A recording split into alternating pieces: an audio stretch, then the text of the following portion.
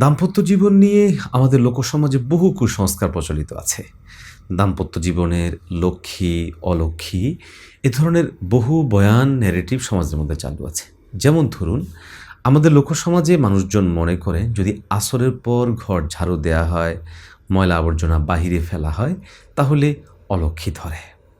অথবা কেউ মনে করেন স্বামীর বাড়ি থেকে বুধবারে বের হওয়া যাবে না, অথবা শনিবারে বের হওয়া যাবে না। যদি কোনো বের হয় তাহলে শনির দশায় পাবে, বুধবারে বের হলে ওই বাড়ির যেই বরকত ছিল সেটা নিয়ে চলে যাবে। অথবা স্বামী যদি বিদেশে থাকে তাহলে স্ত্রী যদি কোনো কারণে কান্নাকাটি করেন তাহলে স্বামীকে অলক্ষ্মী পাবে, তার আয় রোজগার কমে যাবে। এ ধরনের বহু কথা সমাজের মধ্যে প্রচলিত আছে। আমরা স্পষ্টভাবেই বলছি, ফিকহ ফতোয়ার কিতাবে এ ধরনের ধারণাকে কোনোভাবেই সমর্থন করে না, বরং এ ধরনের ধারণাকে ভিত্তিহীন, অমূলক হিসেবেই সাব্যস্ত করে।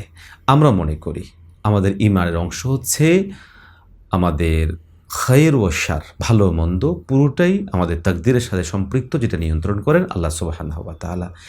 কোনো ঘটনা প্রবাহকে, কোনো সময়কে লক্ষ্মী অলক্ষ্মী সাব্যস্ত করার সমাজ প্রচলিত প্রবণতা কোনোভাবেই গ্রহণযোগ্য নয়। আল্লাহ সুবহানাহু ওয়া তাআলা আমাদেরকে সব ধরনের কুসংস্কার থেকে বেঁচে থাকার তৌফিক দান করেন। আমিন।